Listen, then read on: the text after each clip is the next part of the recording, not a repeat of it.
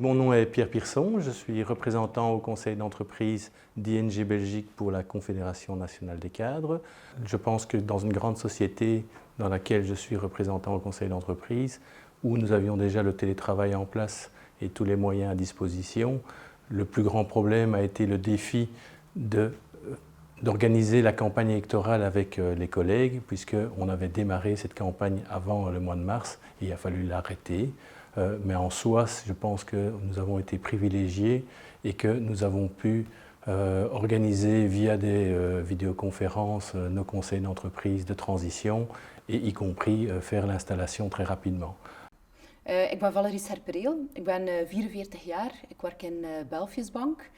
Maar ik ben sedert 2016 algemeen woordvoerder en dus woordvoerder voor onze fractie in de ondernemingsraad en alle andere sociale organen in Belfius Bank. Dus dat betekent eigenlijk ook dat ik van mijn vakbondswerk een fulltime activiteit heb gemaakt, waardoor ik geen actieve functie meer uitoefen in de bank. En ik zit eigenlijk al sinds 2000 in het sociaal overleg in de bank. De sociale verkiezingen zijn bij ons opnieuw zeer goed verlopen. In 2020 hebben we volledig digitaal en volledig elektronisch gestemd. Dat was eigenlijk al een beslissing die we hadden genomen voor de coronacrisis, maar natuurlijk nu wel heel handig uitkwam. Maar die participatiegraad was opnieuw zeer hoog, zelfs nog hoger dan in 2016. Als ik me niet vergis was dat rond de 85% van de actieve populatie die eigenlijk echt effectief zijn stem heeft uitgebracht. Dus daar waren we al zeer blij mee. Wat natuurlijk het coronajaar heel speciaal heeft gemaakt, was onze verkiezingscampagne als bestaande ondernemingsraad en als werknemersvertegenwoordigers. Want ja, we werken in een bank waarbij alle ondersteunende diensten fulltime van thuis werken. En we mochten ook niet meer langsgaan in de kantoren, dus in ons commercieel netwerk. Dus dat betekent dat we echt andere manieren hebben moeten zoeken om de mensen te bereiken, om onze campagne uit te leggen. Ik ben Bruno de Smet, ik ben bij ZNA verantwoordelijk voor de sociale relaties. ZNA staat voor het Ziekenhuisnetwerk Antwerpen, dus een netwerk van ziekenhuizen. 9 in totaal, 3 algemene, 6 gespecialiseerde. Samen stellen wij ongeveer een 8000 mensen te werkstelling en wij hebben dus de ganse panoplie van medewerkers, arbeiders, bedienden, contractuele, statutairen, artsen zelfstandigen en artsenbedienden. Dus dat maakt dat het ook qua sociale relaties eigenlijk wel een uitdaging is om dat allemaal in goede banen te leiden. Ik ben er actief sinds een jaar of 5 nu. Traditiegetrouw bereiden wij altijd de sociale verkiezingen voor in een werkgroep, dus waarin een delegatie zit van de ondernemingsraad. Natuurlijk met het COVID-gebeuren dit jaar stonden wij dus volledig klaar om op dag 1 de verkiezingen te laten doorgaan, dus dat was half mei denk ik. En dan viel de beslissing om het allemaal op een standstill te brengen. Dus we zijn dan in een standstill-modus gegaan en hebben dan toch uiteindelijk het groen licht gekregen om half november de sociale verkiezingen te organiseren. Wij hebben toen niet afgeweken van het oorspronkelijke concept dat voorzien was voor de maand mei. Dus dat wil zeggen dat wij ook niet naar een grote stemming per brief overgeschakeld zijn, zoals andere collega's ook ziekenhuizen wel gedaan hebben. Om de eenvoudige reden dat veel van onze mensen toch nog altijd op de vloer werken. Dus we hebben toen bewust niet gekozen om naar stemming per brief te gaan, buiten een paar uitzonderlijke gevallen. En wat dus tot gevolg gehad heeft dat uiteindelijk, tot onze grote verbazing en verwondering van de vakbonden, de opkomst 10% hoger lag, nu met COVID, dan we de voorbije sociale verkiezingen meegemaakt hebben. Maar dat was ook grotendeels te wijten aan een toen gelukkige of toevallige combinatie van de sociale verkiezingen met de griepvaccinatie. Comme je suis manager dans ma fonction et je voulais absolument pouvoir impacter la concertation sociale de manière positive avec mes qualités un peu différentes des représentants d'employés, donc en tant que représentant de cadres. Et bien m'en a pris, si j'ose dire, puisqu'il y a eu un plan Renault avec toutes les difficultés et toute l'intelligence que ça requiert pour à la fois faciliter la transformation de l'entreprise et défendre l'impact sur la vie sociale et personnelle des collègues. Sinds 2000 zetel ik eigenlijk al in de ondernemingsraad en toen werd ik eigenlijk gevraagd om het jongerenmandaat in te vullen. Dus ik ben er toen eigenlijk als jongere onmiddellijk keihard ingesmeten geweest en dat heeft alleen maar mijn hoesting om syndicaal werk te doen vergroot.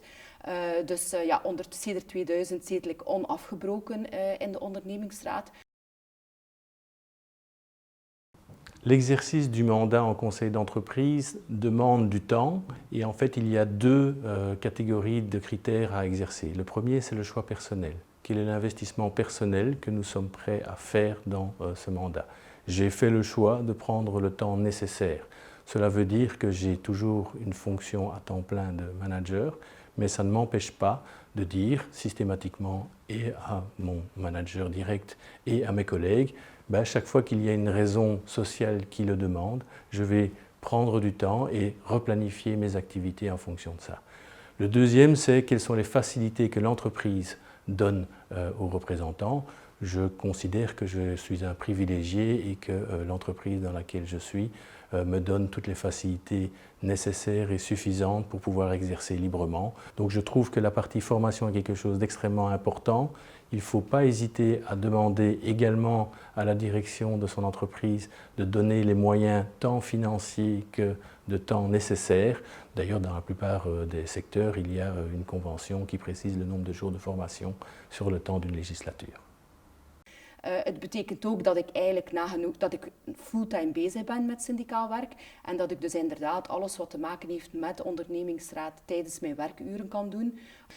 Wat de vorming betreft zorgt onze vakbond ervoor dat alle nieuwe verkozen militanten eigenlijk heel snel na hun verkiezingen een basisvorming krijgen en die basiscursus wordt dan eigenlijk de volgende jaren en maanden verder uitgediept. Ik zetel ondertussen nu al 20 jaar in de ondernemingsraad, maar ook nu nog zorg ik er wel steeds voor dat ik op de hoogte blijf van nieuwe zaken. Dus bij ZNA wordt het voorzitterschap van de ondernemingsraad waargenomen door de CEO. Maar de facto dus delegeert de CEO dus alles aan mijzelf, als zijnde verantwoordelijke voor de ZNA Sociale Relaties. Dus in de praktijk van A tot Z ligt heel de voorbereiding ook bij mij en dus ook de ondernemingsraad zelf wordt volledig door mij geleid. Maar toch altijd, en dat wordt ten zeerste geapprecieerd, zowel door mijzelf, maar ook door de werknemersvertegenwoordiging, altijd in aanwezigheid van de CEO. De tijd die ik daar investeer is een beetje met ups en downs, maar dat zal een kleine helft zijn van mijn tijd. Die dus ik spendeer en ook een van mijn assistenten spendeert toch ruimschoots de helft van haar tijd ook in het voorbereiden, opstellen van verslagen, contacten met de secretaris van de ondernemingsraad. L'organisation du conseil d'entreprise dans mon entreprise est faite avec un agenda planifié à l'avance par le secrétaire du conseil d'entreprise et la direction, qui contient des sujets récurrents, mais aussi tous les sujets qui viennent à l'ordre du jour. Nous avons une facilité que dans notre règlement d'ordre intérieur, nous avons prévu l'installation d'un certain nombre de commissions qui peuvent travailler sur des sujets particuliers, par exemple les lois sociales pour vérifier l'application des lois sociales correctes et de règlements de travail, etc. Les principaux thèmes sont essentiellement l'organisation de l'entreprise. Nous sommes une multinationale avec des modifications relativement courantes de l'organisation, ce qui prend pas mal de temps dans l'évolution, mais nous abordons aussi des sujets tels la mobilité, le télétravail, etc.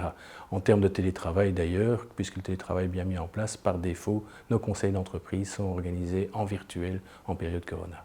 Wij vergaderen inderdaad sowieso de wettelijke vergaderingen, dus 1 keer per maand hebben we een ondernemingsraad. En daarnaast is sowieso voorzien dat we eigenlijk standaard al 2 extra vergaderingen hebben. Want iedere keer dat de bank zijn resultaten bekend maakt aan de pers, via een persconferentie, hebben wij voorafgaandelijk ook een bijzondere ondernemingsraad. En daarnaast is eigenlijk inderdaad altijd de mogelijkheid voorzien om een bijzondere ondernemingsraad samen te roepen als er bijvoorbeeld een grote reorganisatie of een grote wijziging zou zijn die sneller moet kunnen doorgaan dan de volgende ondernemingsraad. Qua aanwezigheden is het zo dat elke fractie bij ons effectief verkozen leden heeft en plaatsvervangende leden. Meestal zijn alle effectief verkozen leden aanwezig, maar als er niemand kan, hebben we inderdaad voldoende marge om een plaatsvervanger uit te nodigen. Wat de vergaderingen zelf betreft, hebben we inderdaad een vrij vaste agendastructuur, waarbij dat sowieso alle mededelingen van de directie, dus ingaande wijzigingen in de organisatiestructuur, wijzigingen in het organogram, worden aangekondigd. De maand nadien wordt er dan ruimte vrijgemaakt in de agenda om daarop advies te geven. En dan hebben we nog een vast blokje die eigenlijk gaat over rapporteringen van werkgroepen. Tijdens de vergaderingen komen eigenlijk bijna altijd derde sprekers ook op de ondernemingsraad. Dat zijn dan wel interne medewerkers, omdat zij dan eventuele structuurwijzigingen of wijzigingen eigenlijk persoonlijk toelichten. Zoals de wetgeving voorziet, hebben wij een huishoudelijk reglement, ondernemingsraad. Daarin voorzien wij dat wij maandelijks vergaderen, dus elke maand inclusief de zomerperiode. En wij vergaderen elke maand de derde woensdag van de maand en dat is op een vast tijdstip van 9 tot 12. Normaliter op een vaste plaats, maar nu is dat ook natuurlijk in een digitale format overgeschakeld. Aanwezigheid en interesse van de werknemersvertegenwoordiging is altijd zeer groot. We zitten daar gemiddeld met een 40-tal mensen van de twee fracties, ACV en ABVV. Van werkgeverskant is er ook altijd een vaste delegatie. De agenda van de ondernemingsraad wordt opgesteld door de voorzitter en de secretaris. Dat zijn vaste agendapunten, maar ook ad hoc agendapunten. Dat zijn een aantal zaken die systematisch weerkeren, jaarlijks, trimestrieel, maandelijks. En er zijn natuurlijk heel wat ad hoc punten, zoals bijvoorbeeld nu de vaccinatiestrategie in onze ziekenhuizen. Dat is een ad hoc materie, die wordt dan op ondernemingsraad geagendeerd. Dus wij nodigen ook heel zelden of zelfs eigenlijk nooit deskundigen uit. En idem dito voor de werknemersafvaardiging. En we vinden dat wel een heel mooi gebaar, zowel van de werknemers als werkgeversvertegenwoordiging, dat wij het debat in huis kunnen houden. En dat wij dat dus kunnen doen zonder dat daar bijstand is, ofwel van technici ofwel van secretarissen bijvoorbeeld. Dus wij hechten al heel sterk aan agenda-hygiëne, wat dus betekent dat je wel de juiste materies en de juiste onderwerpen op het juiste forum brengt, om te vermijden dat je in 3, 4 overlegorganen telkens opnieuw hetzelfde debat gaat voeren. Het voorbije jaar hebben we vooral digitaal vergaderd, uiteraard, met corona. En op zich lukt dat wel goed. Dat is eigenlijk wel een leuke ervaring. Maar we kijken er toch wel heel hard naar uit om terug fysiek te kunnen vergaderen. Want de interactie is toch wel veel beter en veel groter als we echt fysiek kunnen samenzitten in plaats van digitaal. La communication normale officielle du conseil d'entreprise est à travers les rapports du conseil d'entreprise. Dans notre entreprise, nous avons la facilité de pouvoir communiquer relativement librement, puisque chaque fraction syndicale a sa propre page sur un réseau social interne où il est libre de communiquer sur les sujets abordés pendant le conseil d'entreprise ou tout autre sujet social qui peut être pertinent. Le contact avec le terrain est évidemment très important. Nous passons beaucoup de temps à questionner les collègues lorsqu'un sujet est mis à l'ordre du jour pour être sûr que chaque département et les desiderata de nos collègues soient bien reportés au niveau du conseil d'entreprise. Par ailleurs, comme je l'indiquais, avec le réseau social, il nous est très facile de susciter en fait les réactions de nos collègues en abordant des sujets tels que la problématique de la fiscalité sur les voitures, qui est un sujet qui fait très fort réagir, le temps de travail en télétravail, les remboursements des heures supplémentaires, etc. Vanuit directie, vanuit werkgeverszijde, communiceren zij eigenlijk sowieso het verslag van de ondernemingsraad. Dus wat wij ondertussen hebben opgenomen van gewoonte al een paar jaar, dat is eigenlijk dat we de volgende werkdag na de ondernemingsraad eigenlijk al een kort verslag brengen. In eerste instantie naar onze leden van de besproken punten die aan bod zijn gekomen. En die communicatie wordt dan achteraf ook op het intranet van de bank gecommuniceerd, zodat alle personeelsleden dat snel nieuws kunnen lezen over de ondernemingsraad. En naar aanleiding daarvan krijgen we inderdaad wel af en toe vragen van de medewerkers of opmerkingen die we dan beantwoorden. Maar wat we zelf ook heel belangrijk vinden, is om proactief naar de medewerkers te stappen. Zodanig dat we inderdaad op voorhand weten van oké, wat vinden jullie belangrijk en welke punten moeten we meenemen naar de ondernemingsraad. We doen dat intern met al onze verkozen militanten, maar we zorgen ook regelmatig dat we met het personeel zelf contact hebben. En uiteraard, als er bijvoorbeeld een adviesdossier is over een reorganisatie, nemen wij ook altijd de gewoonte om met de mensen zelf te praten die in die dienst werken, die betrokken is in die reorganisatie. Qua communicatie is dus voorzien dat wij al onze verslagen heel netjes opstellen, verslagen ondernemingsraad, en dat die dus via het intranet bekendgemaakt worden. Het is voor onze CEO belangrijk dat hij voeling houdt met zijn medewerkers. En vandaar dat hij dus via de ondernemingsraad maandelijks door een 3 uur durend debat toch een voeling heeft met al die mensen die dus zowel op arbeidersbedienden als kaderniveau de spreekbuis zijn van alles wat er ruilt en zeilt op onze 9 verschillende sites. Le conseil d'entreprise est effectivement quelque chose d'extrêmement important où il est possible, mais cela dépend très fort de la qualité des représentants des travailleurs, de faire la différence. Pour donner un exemple très concret d'un impact au niveau du conseil d'entreprise, je vais revenir à l'époque où j'étais représentant dans une société de consultance. La direction était venue du jour au lendemain avec une car policy, donc une politique de gestion des voitures de leasing, de 50 pages alors qu'il n'y avait rien de mis en place. C'était un document extrêmement juridique, illisible et qui avait créé une moitié de révolution dans l'entreprise au niveau des employés. La seule question qui a été posée au niveau du conseil d'entreprise a été très simple à la direction, c'est quoi le problème? Et la direction nous a donné rendez-vous à la fin du mois suivant pour voir dans quel état étaient rapportées certaines voitures de société par les gens qui quittaient l'entreprise. Et il a été à ce moment-là très simple et très évident pour les représentants des travailleurs de voir le problème auquel était confrontée la direction, qui était un problème d'abus par certains. Et donc nous avons pu travailler et refaire une car policy de quelques pages au lieu de 50 pages qui adressait les problèmes avec un accord entre la direction et les travailleurs de se remettre autour de la table si ce document était insuffisant. De ondernemingsraad is zeker in Belfius een gewaardeerd overlegorgaan. Het is ook een overlegorgaan waarin de directie ondertussen ook wel echt het respect heeft opgebouwd om haar strategische visie bekend te maken. En dus niet alleen dat wij dat moeten horen vanuit de wandelgangen, maar echt voorafgaandelijk aan te kondigen aan de ondernemingsraad. En we merken toch ook wel dat ze in de ondernemingsraad openstaan voor input en feedback. Officieel via de adviesdossiers, maar ook bijvoorbeeld informeel. Is dat een heiligmakend overlegplatform waarin we alles kunnen realiseren? Uiteraard niet. We botsen daar ook wel vaak op onze grenzen. We hebben adviesbevoegdheid. Dat betekent dat de directie ook wel uiteindelijk de beslissing in handen houdt. En we zien wel vaak dat we beslissingen niet kunnen omkeren. Maar via onze adviesbevoegdheid kunnen we soms wel zaken bijsturen. Als ik een heel concreet voorbeeld moet geven, hebben we nu bijvoorbeeld eind december vernomen dat ze dit jaar opnieuw 14 kantoorsluitingen gaan doorvoeren. Dat moeten we dan adviseren. We krijgen daar ook dan een concrete timing op. En daar hebben we bijvoorbeeld voor bepaalde... dus die sluiting kunnen we niet tegenhouden, maar we hebben bijvoorbeeld wel kunnen realiseren dat bepaalde kantoorsluitingen in timing wat achteruit zijn geschoven. Dus in plaats van het begin van het jaar naar het einde van het jaar, zodanig dat er meer tijd is voor voorbereiding, zodanig dat dat kan gekoppeld worden aan een sociale oplossing. Dus op die manier hebben we toch wel impact. Ik denk dat wij bij ZNA sinds 2004, het bestaan van ZNA, een heel mooie relatie hebben opgebouwd werkgever-werknemer. Daar is een verhouding van vertrouwen, transparantie, visie op de toekomst. Onze ziekenhuiswereld staat voor grote uitdagingen. En wij krijgen daar heel goed de vakbonden in mee. En het respect en de erkenning is zeker wederzijds. Maar informeel worden er uren en dagen besteed uiteraard aan zijdelings overleg. En daar worden uiteraard de grote elementen, dossiers besproken. Worden de standpunten afgetoetst en wordt ook gezien waar de overlegbereidheid aanwezig is.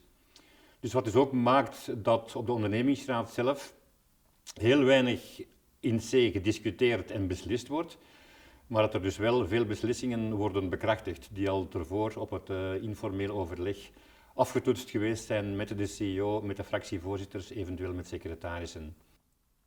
Sociale vrede is heel belangrijk. De voorbije 16 jaar, ik kwam het daar straks al even te zeggen, misschien is er maar eenmaal een conflict geweest dat bij de sociale bemiddelaar op tafel geland is. En dat is ondertussen al meer dan 10 jaar geleden. Et il faut le rappeler vraiment à tous les représentants, ayez confiance en vous. Vous avez énormément de pouvoir, vous pouvez interpeller la direction sur tous les sujets collectifs et de là, en fait, exprimer toutes les réflexions, toutes les remarques qui peuvent être constructives, tant pour l'entreprise que pour vos collègues. Wel, voor nieuwe leden in de ondernemingsraad zou ik aanraden om geen schrik te hebben en echt wel er durven in te springen. Zorg dat je een vertrouwenspersoon hebt in je fractie dat je kunt aanspreken, want er komt heel veel nieuwe dingen op je af, heel veel nieuwe termen. Dus zorg dat je bij iemand terecht kunt, dat je weet van wat betekent dat. En er zeker springen en ook eens tussenkomen in de ondernemingsraad, want dan ga je pas weten hoe het echt werkt. Als ik als oude rot in het sociaal overleg wat tips mag geven voor de nieuwkomers, mandatarissen, verkozenen, zou ik er 2 willen geven, vanuit de theoretische kant en dan de praktische kant. Eerst en vooral bouw toch voldoende theoretische kennis op van het overlegmodel in België. En dat vraagt wat vorming en dat vraagt wat geduld. Dus de eerste boodschap is, daarmee samengaand, wat geduld, neem de tijd. Naast de theoretische vorming zou ik toch ook wel willen benadrukken dat het on-the-field werk ook heel belangrijk is. Met name dus de ervaring op de vloer is heel belangrijk. Kijk hoe andere mensen het doen. Er zijn heel wat voorgangers, collega's die ook al tientallen jaren syndicaal overleg achter de rug hebben van werknemerskant. Dus samengevat, een beetje bagage theoretisch. Kijk een aantal maanden de kat uit de boom, luister naar de collega's, mandatarissen. Neem wat tijd en na een jaartje of zo komt het allemaal wel goed.